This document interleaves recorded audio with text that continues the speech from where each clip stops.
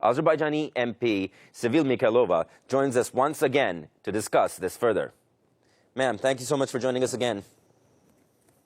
Thank you for having me. Always a pleasure. Now, please, starting off, can you give us the latest, what is the situation like right now in the Nagorno-Karabakh region, as well as in the city of Ganja and Berde and all the other cities that have been attacked by Armenia recently?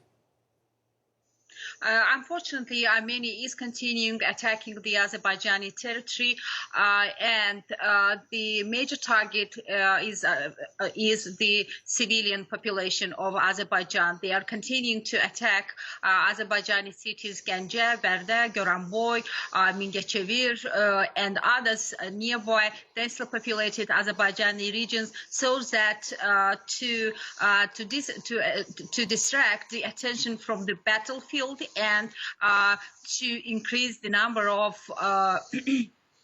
killed among the civilians.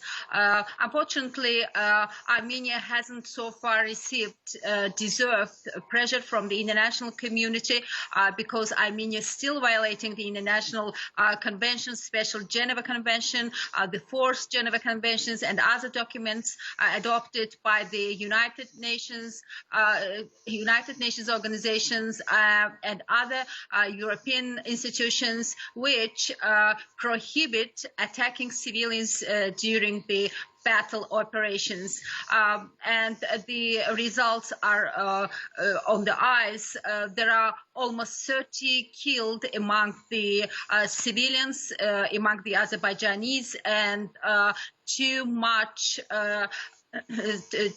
danger, too much threat to civilians, and the major objective is to increase the tension in the bordering the regions. The regions are too far from the battlefield, so that to keep the Azerbaijani population under threat. But the Azerbaijani Defense Ministry announced that any attack by the Armenian armed forces will be prevented, and they keep the situation under control.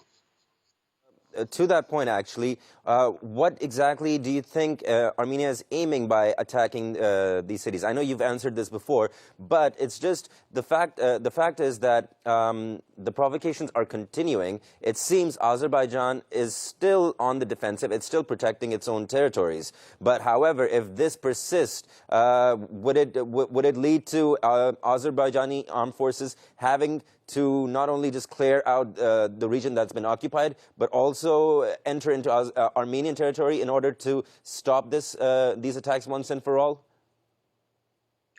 First of all, I should say that while staging the provocation on the line of contact of the troops, Armenia, in fact, had the only target to occupy other Azerbaijani territories and to expand the area of occupation. But Azerbaijan could defend its territories. The enemy, the hostile forces, were retaliated, and now, according to the Defense Ministry of Azerbaijan, the Armenian army was made to step back from the line of the contact. In fact, this failure of the Armenian troops actually makes the Armenian authorities to change their target again, and just to hide their failure on the battlefield, and to change the location of the attack, so that again to distract the public opinion from their failure in the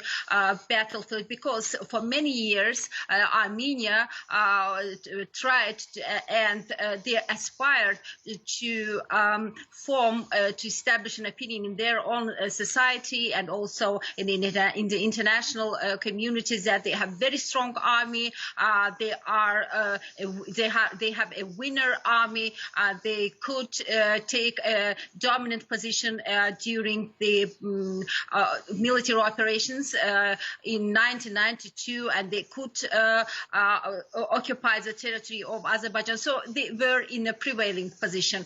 But now, after more than 25 years, all these lies and were unmasked, and now it turned out that the Armenian army was not so strong as they presented, and the military training of the personnel is also very poor, and this is the major reason for their failure in the battlefield. And now, when their defensive capabilities are weakening, they are losing in the war, they actually try to use this provocation and, as I said, just to distract the public opinion.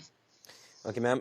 Yesterday, Iran warned that the Azerbaijan-Armenia armed clash could potentially spill over into its borders and evolve into a regional war. In terms of geography, Iran has borders with Azerbaijan and Armenia. What can you tell us about Iran's role in this conflict? I think Iran and other countries should contribute to the fair resolution of the conflict. In fact, Iran's position is understandable from this point of view, that every country, of course, has a responsibility and must defend its territory. And, I should also say that Armenia is densely concentrating the terrorists from all over the world to NagornoKarabakh. This is also a real source of threat for the other countries of the region, and I think that the failure of Armenia in the battlefield makes it to use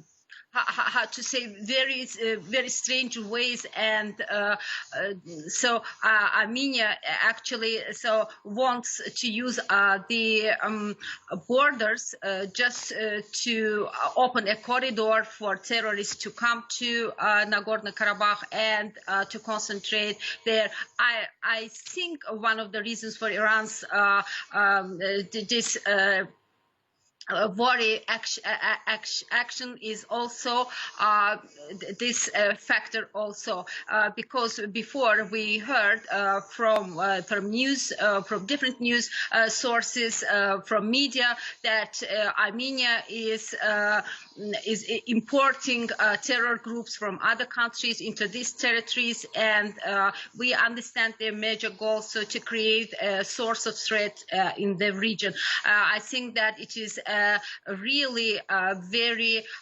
dangerous for Iran, Turkey, Russia, and other bordering countries, and therefore Armenia in this war has not found any defense, any support, because now all countries understand its major purpose, and they all understand how they use the Nagorno-Karabakh conflict. Ma'am, my last question to you is, I would like you to those unaware in the international world, try to explain Azerbaijani society and people, because in terms of Armenian society, they are primarily a mono-ethnic society with about 92% Armenian Christians. As opposed to Azerbaijan, to those who are not aware, what is Azerbaijan and what is the cultural diversity of the country?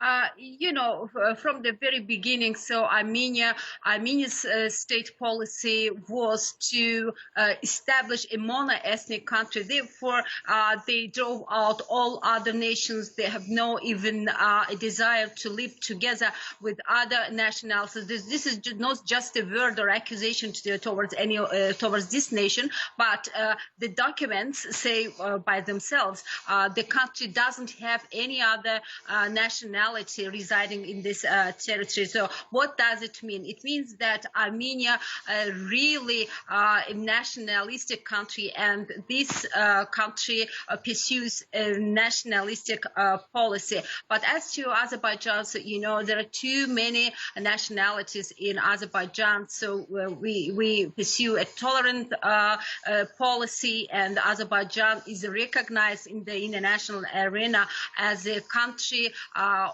for its tolerance, for its multinational, multicultural values, where all nations, all ethnicities live shoulder by shoulder in peace and security. So the Azerbaijani state remains and is a direct guarantee of security of all citizens, irrespective of their nationality, irrespective of their ethnicity. And now the Azerbaijani army is consisted of many ethnicities and nationalities. So in fact, all citizens, all people having Azerbaijani citizenship, they are actually defending their nationality as Azerbaijani nationality, but not their ethnicity. So this is the major policy in Azerbaijani society. We have very consolidated opinion in terms of Nagorno-Karabakh, and all Azerbaijani citizens now defend this land because this is a historical land of Azerbaijan, and in the international arena, all Azerbaijani citizens come out from one and unified position. So there's not even any